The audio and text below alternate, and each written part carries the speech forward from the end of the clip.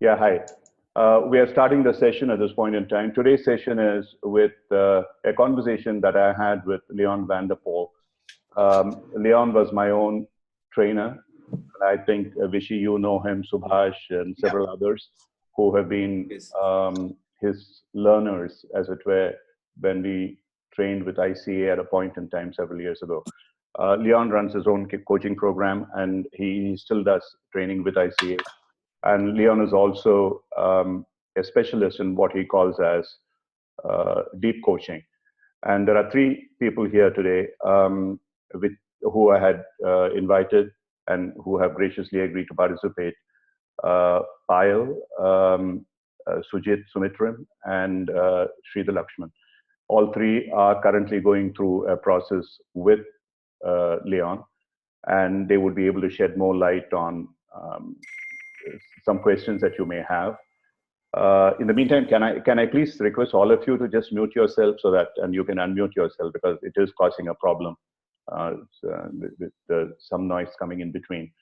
So what I'll do is I'll be starting the recording, and as I said, at least to both to keep you awake and us awake, we'll be stopping it in between and throw it open for you to ask questions or put it on the chat box, whichever you are more comfortable in doing. Okay. So the first password, first half of the password is Leon. Okay.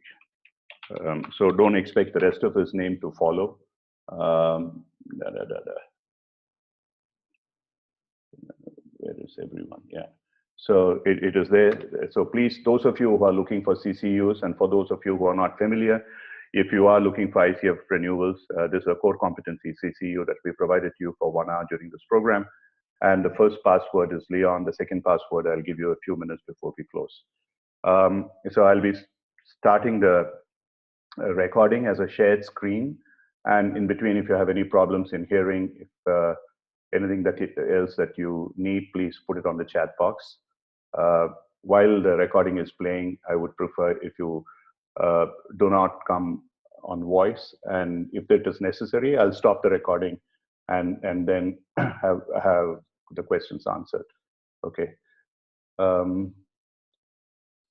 So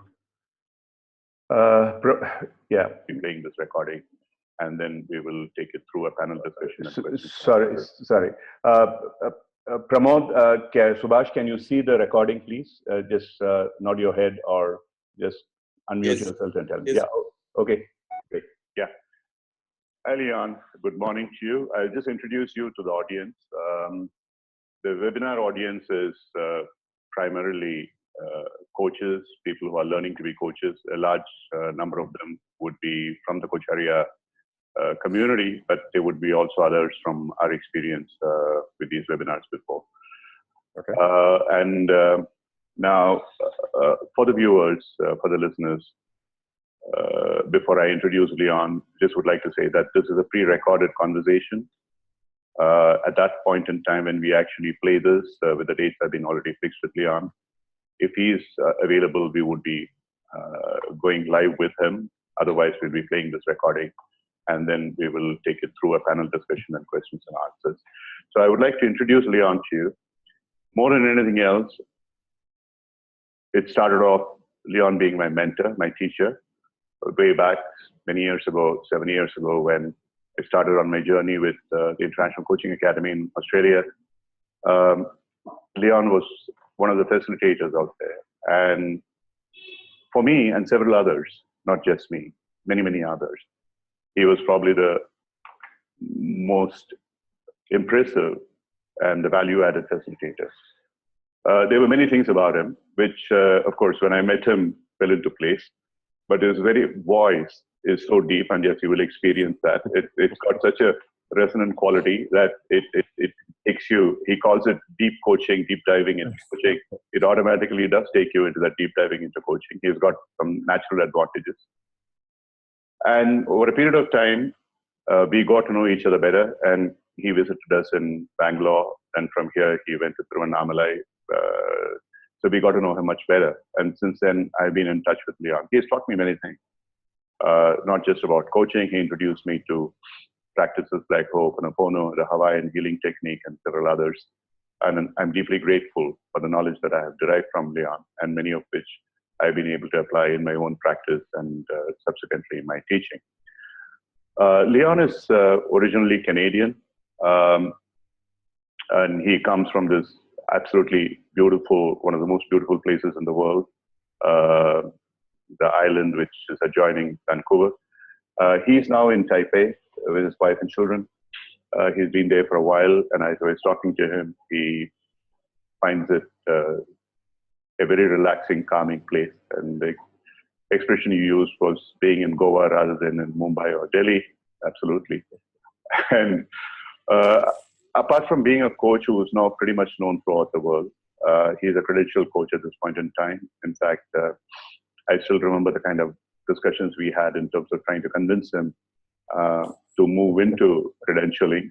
Which, honestly, to be honest, someone like him didn't need. There are people who bring value to coaching, and he was one of those. The credentials do not bring value to him. Leon he founded and runs a company called the Center for Transformational Coaching. And he works on, I would say loosely put, in my opinion, and Leon can explain that, the spiritual side of coaching, which is about going deep into the inner core of people. And he practices something called deep coaching. He ran a program about a year ago in India. Extremely successful people attended it, still talk about it. And I'm working with some people who are still in coaching with him. So my respect for Leon has grown over the years. And I invited him to be here to talk to us about this whole concept of deep coaching and what exactly is the transformational coaching. And so as we were corresponding, he said 2 or 3 things which impressed me a lot. He first talked about, he said, we need to talk about human transformation itself, and then the transformation through the coaching process, and then the transformation within the coach to be able to enable that transformation. So I'll leave you to Leon. I don't want to stand in the way, and in between, depending upon what needs to be expanded on your behalf, I would ask him questions. So Leon, all yours. Thank you very much for being here. Well, it's obviously a huge pleasure, Ram, and for you to look to me as a mentor, considering, wow, how far you have come and the position that you hold as a mentor to hundreds and hundreds of people is quite something. So thank you. It is an honor to be here with you and with the group of people in India who are looking to learn more as coaches. So if I understood, Ram, we're going to talk today about the human transformational journey. Yeah. I actually gave you that topic at the beginning, was in part because of what I see as a general confusion in coaching world as to what transformational coaching is. So the reason that I talk about the human transformational journey is in part my efforts to say, to kind of clarify or to help distinguish this field of transformational coaching from other forms of coaching.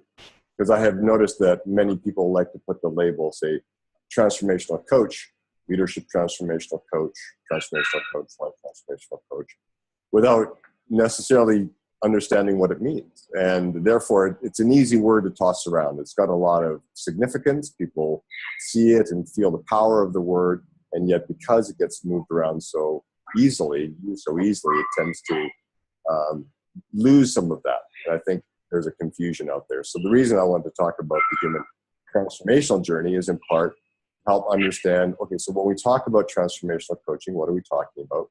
When we talk about transformation, what are we actually talking about in the human experience? And so that's, I thought, where we could start. Yeah. Sure. Is there a question that you wanted to ask, or just should I just? Yeah. I mean, this is perfectly fine. The whole concept of transformation, because I find, I mean, I just would add a little bit to it, and I don't want to interfere too much. Not at all. Transformation, I find, is one of the most misused words in coaching. There are a few other words, mindfulness, for example, which really doesn't mean anything. Buddha never talked about mindfulness. He talked about no mind state. and then present moment. So everybody talks about the being level. It took me a long time to understand what these were, and they were very, very experiential. So what I really would like to bring to it with your deep wisdom, and I know that you have really practiced this, and that's one of the reasons why you are and where you are. What does it mean experientially? What does it mean within yourself? How have you experienced it, and how can you communicate? The idea of transformation, yes? Yeah. Yeah. So it goes back to the something I call our self-concept. So our self-concept is something that is a system of learned beliefs and values and ideas about who we are and our purpose and place in this world. And so our self-concept begins to form very early on. In some people say even in the womb, as the energies of the mother begin to imprint upon the child. But certainly as the child grows, the environment kind of wraps around the child and begins to shape and form the child's sense of self, who they are.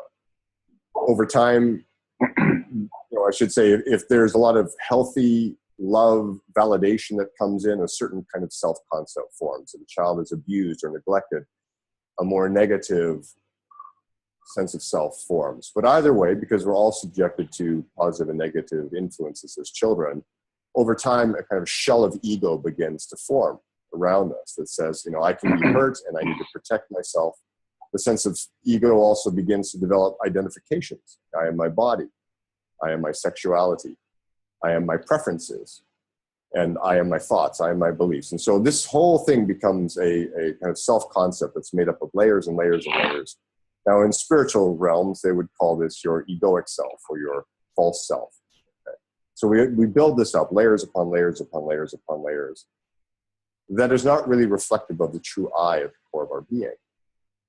So transformation then is a stripping away, a peeling away of these layers upon layers upon layers of the false sense of self, so that we get closer and closer to what we might call our true self, the real I at the core of our being. Right? Who am I? That powerful, powerful question. Who am I at the core of my being when I let go of all of this stuff, when I strip away all the masks, when I let go of everything that I have taught to believe is true about myself, who I am, my value, my worth, my purpose, my place. When all of this is stripped away, who am I at the core of my being? So transformation is a revolutionary change in one's self-concept. It's not just incremental change. And so every day as we go through life, we can grow, we can change. Transformation is change, but not all change is transformation. So we can grow and we can, and it feels like learn new things and develop ourselves. But that doesn't necessarily mean that we're going through a revolutionary change in our sense of who we are, that our sense of self is becoming more real, more true, more authentic. We can, in fact, and this is the real challenge, and this is even the challenge for coaching, is that we can actually strengthen or live into even further these false self-concept ideas. We can even live into them further. So for example, if I, at the core of my belief about my own worth, believe that I need to be successful, I need to show the world that I am capable of creating wealth or position or power, and I need to show this to the world. That somewhere deep in me, I'm driven to do this because an idea that I have about who I am and what makes me valuable or worthy as a human being in this world. Then if coaching comes along and helps someone to live into that, to really be that success, they're not actually ever looking at the core image about why that person is driven into that. They just take it at a surface level that this is what is desired, this is the goal that they want to achieve, and so we're going to make that happen for them. If there's never any looking at that core belief or thought about self, then no transformation is happening. There's no peeling away or stripping away of all that is not the I. It is living into those false sense of self, those false identifiers. And so coaching can actually strengthen our egoic consciousness, our egoic self. That's a real reality. And the vast majority of coaching does that because it's not interested in the realm of being. It's not interested in the core of the self and what that self looks like when all of that stuff is stripped away and peeled away. So what I call the transformational journey is the journey into the true self. Some spiritual teachers call it kind of a dying to the self process. Eckhart Tolle says, the secret of life is to die before you die and know there is no death. And it's not the dying of the physical body he's speaking about. It's the dying to the self, the peeling away of all those ideas about who we are that are indeed born of the egoic consciousness, so that we may know the truth of self. That is to die to the self. And so this is the transformational journey. It's a revolution in our self-concept and understanding of who we are, so that we become, in a sense, a new human being, more real, more true, and more authentic over the period of this journey. Yeah. So I'll leave it there. And I'm just, if that was not clear, if you would like me to reiterate something, just let me know. It's absolutely brilliant. I completely resonate with what you said, and I wouldn't have been able to express it as beautifully as you did.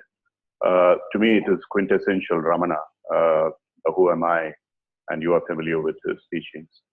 And the other thing that comes up for me, very significantly different from the way I have looked at it in the past, is that the transformation or the metamorphosis is not about the cocoon becoming the butterfly, but actually the butterfly going back into the cocoon in a way, the inner self, and being able to rediscover itself while still being the butterfly. I don't know. I mean, that's the imagery that comes to me.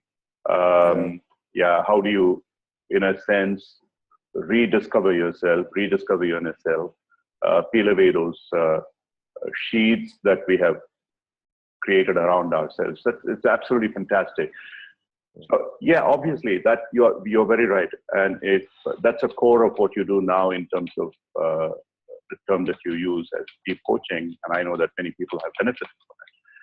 So, in the coaching process, if you can explain a little more in terms of what is it that you actually do to enable people to move in there, and then probably at a later stage, I would like to come into what were those experiences in you that led you to that state.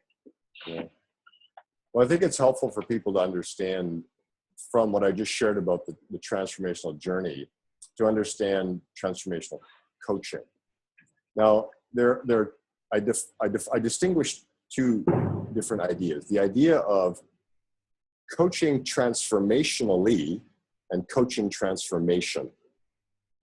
Okay, there's a distinction here. So to coach transformationally is different than coaching transformation. But to coach transformation is to coach the journey of transformation that I just described, the journey of this revolution of our self-concept. That's to coach transformation. To coach transformationally is a little different. And so the way I define it is the realm of transformational coaching begins with the question, who do I choose to be? I call this the great transformational question. So when we are operating at this realm of, you could say, choice in being, who I choose to be at any given moment in relation to any event, any person, or even in relation to my life in the whole, who do I choose to be? And then I connect with that idea of self.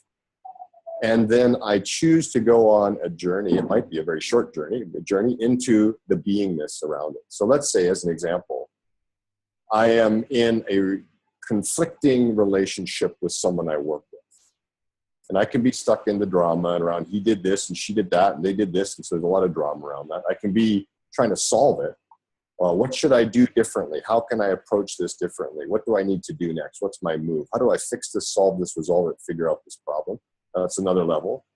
And then I can move into the level of being. So, okay, so never mind all of the fixing, solving, resolving. Let's say my first choice is, who do I choose to be? So then I can connect with that. Maybe I choose to be accepting. Maybe I choose to be loving. Maybe I choose to be just at peace. Whatever that choice in being is in relationship to that conflict. So now I am in the realm of transformational work, because I am choosing my way of being, and then I can move into that way of being. So I can direct my mind and my energies into an embodied state of that, so that in that moment I can see I am now that person at peace. So if I'm coaching this person, there's an invitation for them to step into that sense of self, to embody it, and then to begin with that shifted beingness. So now we've shifted the way of being into this desired state. From there, I can then ask them to cast their gaze upon the situation, the conflicting situation, and say, okay, so now what do you see as the opportunity? What's the way forward? What wants to happen in this? What's the emergent potential here? So it kind of, once the beingness has shifted, it's as though, whole new paradigms of understanding just fall into place. New perspectives just naturally fall in because beingness has shifted. And so this is, for me, what I call to coach transformationally, because the person, I guess I could say it this way, I can ask that question, who do you choose to be, at any time with any human being in relationship to anything that's going on. That human being does not actually need to be going through an awakening to the self and a deep journey into their deep core beingness. They do not have to be on that, call it the hero's journey, in order for me to ask the question, who do you choose to be? And to enable them to step into, at least in that moment, that higher sense of self that they have chosen for themselves. And so the coach has these options. The coach, I think any coach at any point, when they're working with a client who is exhibiting, let's say, a readiness for a shift at the level of being, can coach transformationally. They can explore the ground of being through the question, who do you choose to be? But not everybody is going through a journey of transformation, that deep journey, right? And that readiness for that coaching process, and this is what we do in the deep coaching work, is we're really saying there are certain people who are going through a period of profound awakening and transformation of their self-concept. And how do we meet those people right where they're at? And what are the conditions that enable them to access their highest emergent self? And so that's where deep coaching comes in. But then this idea of coaching transformationally really just is, at any point, in any situation, we can invite our clients into the exploration of who do you choose to be into relationship to this, and help them step into an embodied state of that before they start designing actions. Yeah. So that's the difference, coaching transformation and coaching transformation. And both of them are kind of distinct, and yet they do overlap. Yeah. So, yeah, very clear. At least to me, it's very clear. So moving from the coaching transformationally, which is probably the first step anyway, rather than being transactional, rather than what you earlier used the word shallow coaching in one of your mails to me, moving into the deeper, the being level, what do you choose to be? And how can you look at the situation around you differently? And from there, moving into the coaching transformation, if the client is ready, the two things that occur to me are, what then enables you as a coach to be able to figure out when the coach is ready, when the client is ready? And the second is, what is that process that would enable you to take them deeper into that transformation itself? Yes. And this is the work of the deep coaching. So without sharing, of course, everything that we do, because that could take some time, Sure. I'll give you kind of an overview of how that would work. Yeah. So one of the first things that the coach is looking for is to understand what are the symptoms and signals of transformation itself. That signal to the coach, this human being that I am working with is not just about the issues that they're bringing to the table, that there is a deeper something going on within this human being. And if they can recognize it, then they can position themselves to coach it, right? So what are we listening for? I think one of the biggest things that we're listening for is they're questioning themselves. They're asking really big questions. Questions like, who am I? What is my purpose in this world beyond my job? I love my job. I love my work. Or I don't love my job. I don't love my work. It doesn't matter. But there's a questioning of, who am I?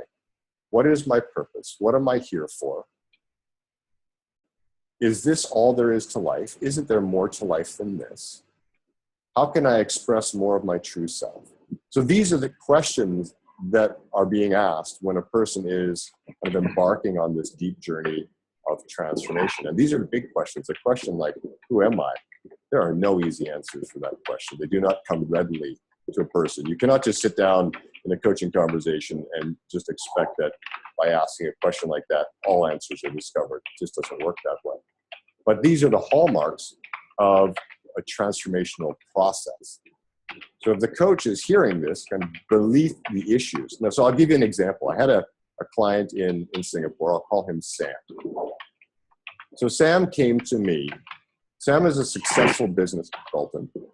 He has worked around the world in consultancy for many years. His career is doing just fine. He recently took up a position with a really large consulting firm, a global consulting firm in Singapore. And he came to me after a few months working there saying, I'm just really struggling to find my feet and my grounding in this firm. I'm having a lot of issues with my boss. I'm finding myself feeling intimidated quite a bit. And if you could help me, I need to find a way to get grounded in my position. I need to find a way to be more assertive at work, maybe even more aggressive at work, okay? Because I'm not feeling that I'm fitting in yet.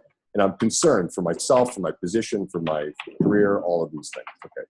So this is quite a natural, normal set of things that are happening for a person to come for coaching for, right? I'm struggling with my career and I'm needing some help getting grounded. It's my boss, it's my company, it's my environment, culture, it's these things that are impacting me that I can't figure out how to really get grounded. Okay. So if I'm working in a more, I guess you might say, conventional coaching way with this person, I will take that at the surface level. I will say, okay, great. Then we will sit together and we will find out ways to help you get grounded. We will help you find your footing. We will help you become more assertive, more aggressive, fit into the culture, find new ways to communicate. You know, typical leadership stuff. Okay. But I'm always listening for the deeper questions that are being asked. I know I'm just sort of orienting. I never listen just at the surface level. Is there more to this than just that? Okay. Maybe yes, maybe no. That person may be just that about that, and that's great. Not wanting to go any deeper, no further exploration. Just help me get there, Leon. That's what I want. Okay? Great, we'll do that. But I'm listening. So what I'm hearing, very subtle little comments here and there about wondering if this is actually really his work in the world. Really wondering about himself, saying, haven't I always chosen jobs really because of expectations of my parents? Okay, that's a key one right there. That's the question around, you know, why do I do what I do? Why really do I do what I do? That's a deep question. We're starting to look at the foundations of belief that have led him to make certain career choices his whole life. Okay, so I'm listening. I'm hearing these subtle questions that are being asked. And when I hear those, I can kind of start to reflect those back. And that then opens up doorways. And suddenly I'm finding out what we're swimming in is a host of those kinds of questions that I was just sharing with you. Like, really, who am I? What am I about in this world? He was swimming in a pool of those things. Except the fact was, he was so conditioned to never look at that stuff, to never give it thought, to never really speak about it, because if you do, it threatens everything that you've created.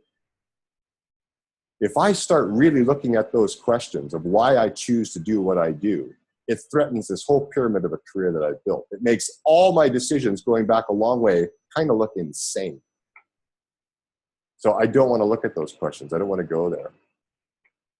Okay, so I'm listening for it. I'm encouraging it. So now you see, we're beginning to recognize the hallmarks of transformation. Those questions are at play. The desire to step out of this kind of shell of a human being that he has lived through his whole life, especially this vast realm of conditioned beliefs about what makes him valuable, good enough, and of worth in this world, and helping him to decide, do I really want to step into who I am? Because that for people is a scary choice. It's a scary choice, especially when you built a career, a successful one, being kind of not who you are. What does it mean to say yes to who I am? Will everything I've created, everything I've owned, will it just fall apart? And many people, they don't want to go there. I work with leaders in executive positions who recognize all that stuff, and they say to me, Leon, it's just not the time for me to go there right now. I just can't. Maybe next year we can talk about this stuff. Okay, next year we'll talk about it. They're not willing to threaten what they have built. And so those are the opening hallmarks that we learn to listen for, so that we could then say, okay, let's probe to see if this person is indeed ready to go with us as a coach on the transformational journey, or they just really want to stay in that realm where they continue to resolve and solve and fix, but nothing really falls away. They continue to live into. And that's a place of tension, because once people realize that there is this other self calling to them to that degree, and they refuse the call, this is the hero's journey, right? The hero has a choice to refuse the call. Remember that, right? Gandalf the Grey comes knocking on the door of Frodo, and Frodo goes, I'm not going with you on that. I'm not going to go out seeking some crazy ring. You want me to throw the ring in the fire? I'm not going there. Luke Skywalker says, I'm not going on some crazy journey. I'm needed by my aunt and uncle on the farm. The hero says no, because the hero is afraid of what will happen. So this is what we're learning to listen for. And the fear that's there, are they ready to move, or are they just wanting to stay? And so if you choose to stay, you're living with this massive tension of knowing there's this other world. We call it the unknown world, and keeping one foot in the known world, because that's what's known. It's secure, it's safe, it's where I've been, it's what I know. This unknown thing, no thanks. Maybe, but I'll dabble. Maybe I'll dabble. That's what I'll do. I'll read a book on self-help. I'll read a book on spirituality. Maybe I'll go visit a temple or take a week of retreat. I'll dabble in that world, but I'm not going to really go for it, because it puts everything I've built at risk. So we're listening for all of this as coaches. We're listening. Yeah. There are a few things that come up to me, Leon. I'd like to share them with you. As I hear you use these words, tension and fear, I would like to sort of interpret that as maybe discontent, discomfort, the zone of discomfort, something is happening. Even all the success has not really brought me whatever I thought it would. It happened to me, it happens to several people. And in that light, I recall a conversation that I heard of the late Sir John Whitmore in an interview, where he said, I've coached hundreds of people, and they all start initially with this whole thing about the material benefits that they want, the success in life, the money that they would like to make, etc., the dreams that they would like to fulfill. And when I go deeper into this, there's something that opens up. And they all end up talking about what is it that I would like to contribute to humanity, how they would like to better the lives of other people.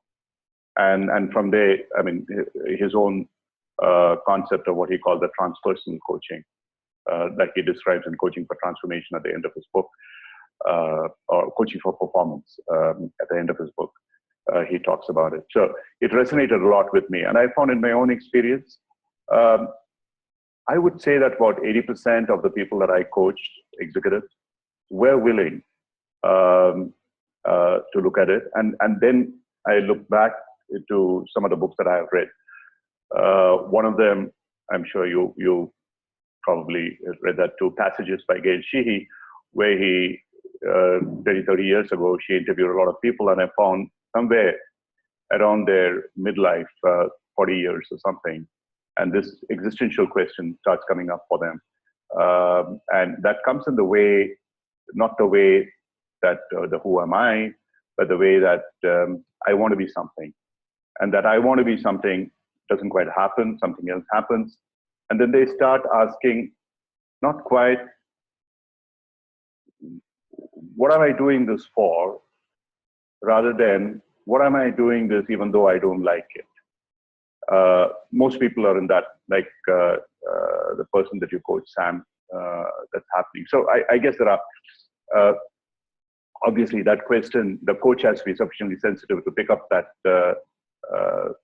nuances of what the client is saying in many ways, more than one. So leading from there into what does then a coach like you do to take the client into that coaching transformation journey rather than coaching transformationally? Right. And that's just it. So once we recognize where the person is at and what they're ready for, then we have to move them that way. And this is, you know, it's interesting. I had a webinar just the other day where I was speaking with the Egypt ICF member community. And a woman came on, and I had just been speaking about the great transformational question. And she said, Leon, can you give me more examples of questions that I can ask to help someone go into this deeper realm? And I said to her, no, I can't. And it's not just that I can't, it's that I won't. And the reason that I don't do that is because this is what happens when we start getting to that. Okay, I'm deliberately pausing here. We are roughly about 32 minutes into Leon's conversation. And the reason why I paused at this point is pretty much every coach at some point in time have gone through this aspect of what are the questions that I can ask. Later, if there is time, I'll play this. In any case, I'll be sharing the recording with you. And that is something that I want to come back to. My sincere, not even advice, my plea to all of you, stop bothering about questions. The questions have to come by themselves. And that is when the transformation happens. That is where the being happens. So now at this point in time, I just like to open up based on, because there are some extraordinarily important points that Leon had raised. And I had subsequent discussions with him as well on this. And the three people here, Sujit, Payal, and Sridhar, who are here, some of the questions that have been asked, one is about, and Manikantan's question I can answer very simply. Yes, when people like Leon talk about deep coaching, when Janet talked about sovereignty in coaching, and Cindy talks about presence and stuff like that, and when I talk about mindlessness, the IC of competencies are foundations. The IC of competencies are not designed for effecting transformation in people. But if you start looking at these competencies, and if you really deep dive into the MCC level competencies, the way they have been worded, you start, there's a revelation process that would need to happen. And you start understanding why they have put in words. People who have done this, I salute them. They have gone so deep into the nuances of the word that they have used in describing competencies at the MCC level. And unfortunately, there is nobody here at this point in time who's in that batch, who's working with me and Cindy at this point in time on the MCC journey. But these are the things that we really go deep into. So yes, the answer is it's far beyond the IC of competencies in a sense. But if you really look deeper into the meanings of the mastery level competencies, as even ICF describes them, I think there is enough that we can start understanding in the deep coaching. So a couple of other questions from Vijay Lakshmi. There is this question about what happens when people resist, and Pramod has asked another question. Perhaps I can add later, but any of you, please, Sujit, Payal, Sridhar, would you like to just unmute yourself and share briefly your experiences with this? Sure, this is Sridhar. Thanks. Am I audible to all of you? Yeah. Lovely. So here's a thought. Let me know if this works for everyone. I thought maybe since there were three questions that came up, would it be helpful if all three of us gave our perspectives on each of these questions? Yeah, briefly, please. Yeah. Yes. Okay. So I'll take the initiative. I'll begin with the first question that I noticed. And I think the question went something like, does deep coaching need skills beyond ICF competencies? The way I've been part of the DCI transformational coaching journey for about 8 months, between last November to this early July, and that I've just completed the masterclass. My observation and my learning has been that it's not so much about being beyond ICF competencies as much as complementing ICF competencies. And I think one of the key competencies that come up is about a state of being. And what I mean by that is, in this space, when we are coaching our clients, it's more heart and less head. It's about, as Leon taught us during the program, it's about meeting the client where they are at. And presence has a large role to play in the way we go about working in this space. And I think you made a very important point about not focusing too much on the questions. And I think this is a program which has helped us understand that extensively well. So presence matters. And I think one of the parts of the presence here is it's about healing. There's a whole lot of process involved in helping the person heal. In fact, if I'm not wrong, uh, there's a beautiful quote that Leon shared as part of the program material. I'm just going to read that out. It says, a healer is not someone that you go to for healing. A healer is someone that triggers within you your own ability to heal yourself. And I think that probably captures it well. So I'm going to pause here. Hopefully this is given a perspective.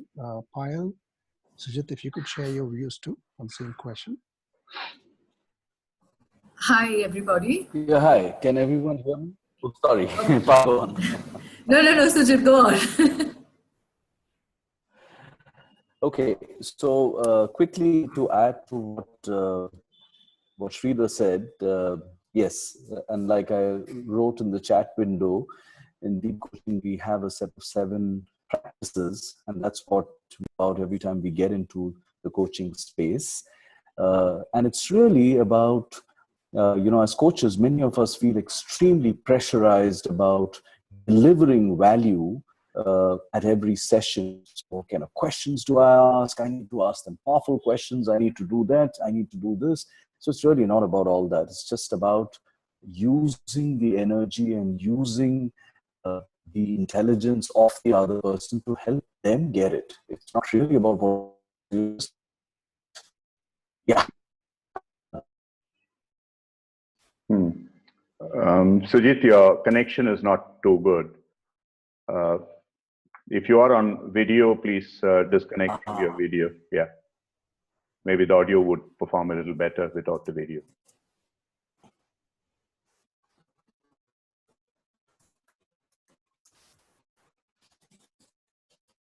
Hello. Yeah. Yeah, Payal. Okay. Yeah. Yeah, sure. I just wanted to answer Vijay Lakshmi's question, and I think there were a couple of questions on resistance, when you go into that depth. And what I want to say is that one of the things that happens in deep coaching is that we do face resistance, because the moment you go into something that is an uncomfortable zone or it's very deep, there is going to be the resistance. But when you're ready for transformation, you do understand that disruption actually leads to change. Now, one of the things that we also do in this DCI is to learn how to stay as a coach with that resistance. And I think that's been a fundamentally, a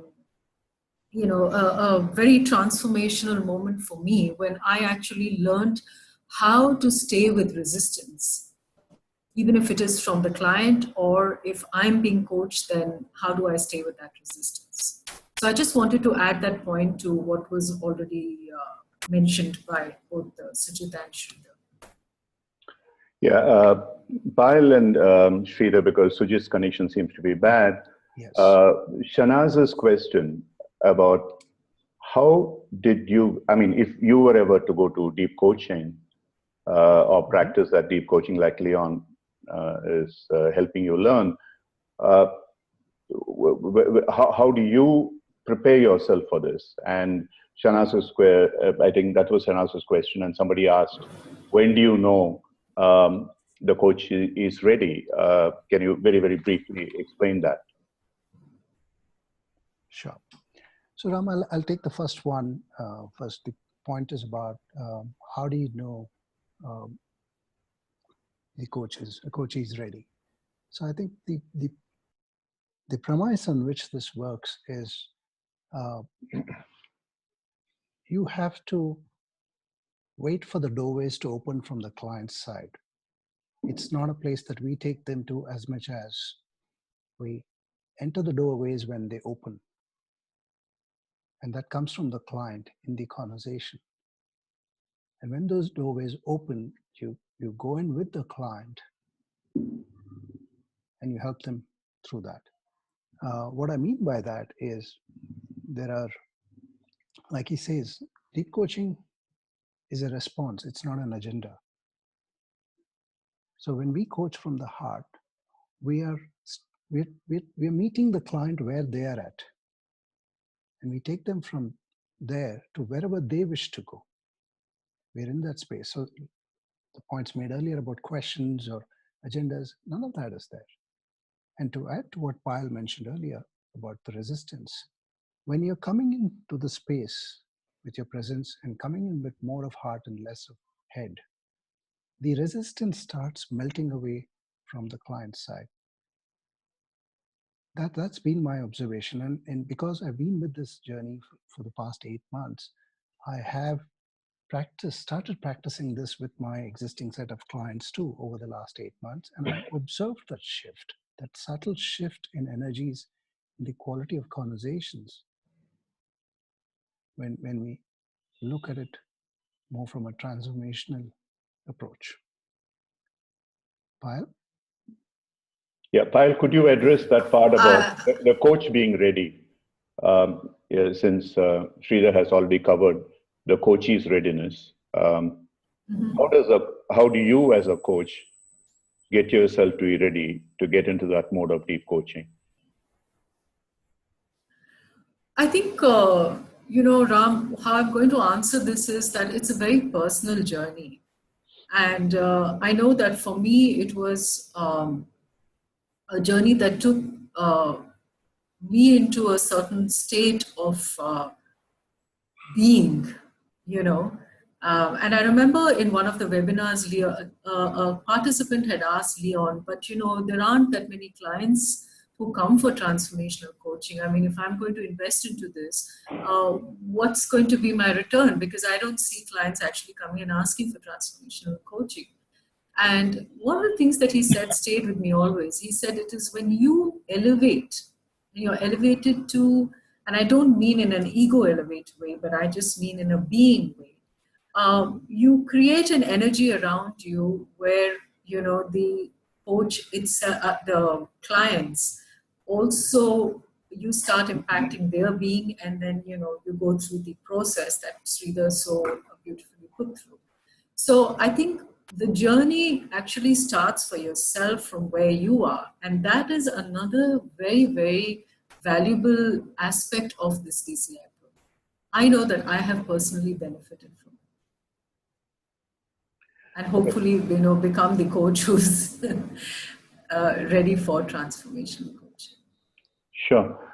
Okay, let me, yeah, sure, yeah, please. I just wanted to add a few lines to what Payal said. And I think the point about how is the coach ready. In one of the modules that he taught us, what Leon walked us through and taught us, there was this model by Alan Seal, which is about drama, situation, choice, and opportunity. Yeah. And I think as a coach, the more we engage life from choice and opportunity, the more those we serve will learn to live at these deeper levels. And I think that's something that came from those conversations with Leon and learning from him through the journey. So I've seen this shift happen in me over the last 8 months, that I tend to seem to be leaning more towards choice and opportunity rather than drama and situation. Not that those don't happen in my life, they do. However, there is a conscious awareness to lean towards choice and opportunity. Who do I choose to be here? What do I choose my relationships to be at this moment? What is waiting to happen? What is the opportunity here? These are kind of empowering questions I ask myself when I'm dealing with life on a daily basis. And I think that helps me create the presence which is required for the client. Thanks, Sridhar. Okay, let me put this in a slightly different perspective. When we talk about people resisting, you are not coaching anybody by force. People come to you. People come to you because they have an issue that bothers them. They are disempowered. They would like to get over that. They are looking for something, a desired outcome. So at that point in time, what really makes a difference as to whether they accept what you work with them on or whether they do not, it is never the conscious part. It's really very much the unconscious part. And if you really look at, I keep referring to On Being a Person, On Becoming a Person by Carl Rogers. And if you read that, Carl Rogers says that the coach has to get into a state of mind where he has got that unconditional positive regard and he's totally congruent. Now, I really, in a sense, dislike the words like the being, etc., because each person defines being in his own way, her own way. And it took me a long time before I even understood what people are referring to. But if you look at it from the Rogerian point of view, it's very simple. You're not judgmental. The client in front of you is the only person that exists. And you go deep within yourself to be able to accept the client for who he or she is. And all that matters to you is what the client wants. And yes, of course, it does take a journey. It is not easy. But when you get into that state, believe you me, each one of you, if you just try, you will become a deep coach. That is all it really takes. How much you care for that particular client. And you will find that very, very rarely is there a resistance because you are not asking stupid questions which are called powerful questions. Like Leon said, somebody from Egypt asked. And that's what many people ask. Those questions of what is a powerful questions arrive when you don't even listen. And you mug up those questions and you throw those questions at people. Oh, what is the value and beliefs that makes you believe act the way that you do, etc. And we think they are very, very smart questions. Or if you had that magic ring to make what would happen, etc. These are not smart questions. They are listed as powerful questions, and there are many websites which say that, but I think they are the most stupid questions. A powerful question is that's something that happens just, and I keep saying this, watch the Dalai Lama, how he interacts with people. He interacts with people like a child, with humor. And he asks the most insane questions, curious, challenging. Often it makes a person go into an absolute tizzy because it really makes you bare your soul to an extent. And that is when the deep coaching happens.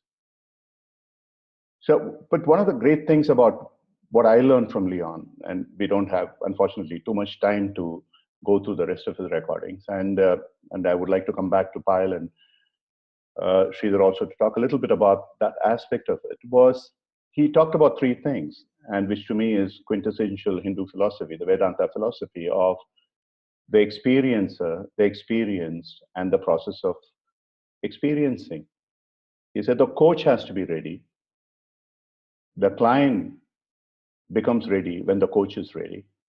And the coach has to feel at what point in time the client is getting ready. And therefore, the coach can move with it or lay the foundation so that the client can be ready. And then the process has to work in a particular way. Like Sujit said, there may be 7 principles or whatever they are. If they are somewhat different from ICF competencies, what makes it happen? And this would be true of processes. There are other people who follow different kinds of processes, but fundamentally, all these processes work on the same principle. Yeah, so somebody says, are all deep coaches enlightened? Because can a coach walk into a doorway confidently or go into a destination? Factually,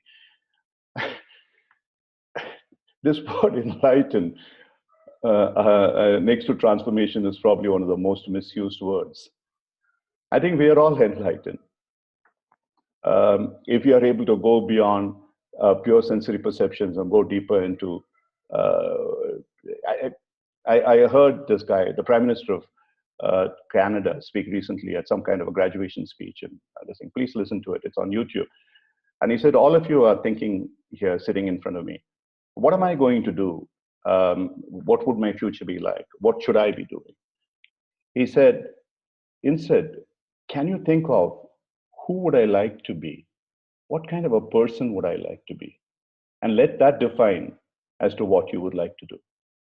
And that is exactly what Leon said at a point in time in that conversation. As a coach, I asked myself the question, what kind of a coach would I like to be? And I choose to be that coach, which is what Sridhar was talking about, the choice. And I choose to be that coach based on what the client is looking for. Okay. So we are pretty much on that. We have a few minutes, but before that, I'll give you the remaining passwords, and I'll let Payal and Sridhar come back with their own thing. So the first password is Leon. The second password is Deep. Leon Deep is the passwords for today. Sridhar, Payal, I'm sorry, we have just about a few minutes left, but I would like you to touch upon some of these points. Sure, Ram. I just want to add a couple of points to what Manikantan and Sunita have asked.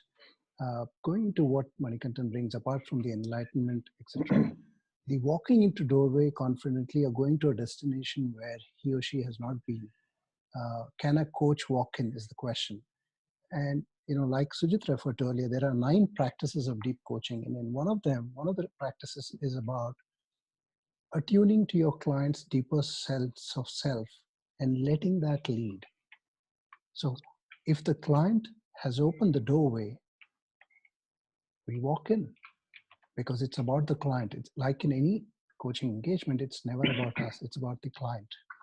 So we walk in, and it's good to be vulnerable because there is courage lying at the end of vulnerability, and it's not about us. The second point I want to make there is about the other practice that comes up is about increasing your, I think this was a question asked earlier about resistance. And this practice helps us here where we say, increase your capacity to be with pain. Because when you're going into the space of transformational coaching, a lot of things are going to come up for the client. A lot of it may come from the healing space. It may be about from the past. In a executive coaching or a business coaching engagement, you might say, let me refer you to a therapist or a counselor. But in this space, we hear them out. We hold that space for them there, for them to uncover whatever comes up for them, no matter how deep or how hurtful or how dark it may be. Because this practice helps us when we're saying we are increasing our capacity to be with pain. Going to what Sunita mentioned, deep coaching from the heart comes only when the coach is in a state of harmony and an elevated state of mind. The role of a deep coach, as it's described in the entire DCI journey, is to nurture a space in which spirit and a deeper sense of self can be sensed, heard, trusted, and acted upon by the client. So it's, again, going back to the presence, being there in the manner in which you enable healing or enable transformation in the client. Payal, would you like to add anything to that?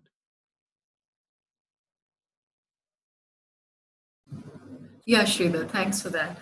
I just want to say that, I think it serves us not to be bogged down by the words deep and transformational as coaches. We're actually already there. We're already doing all of these things for our clients.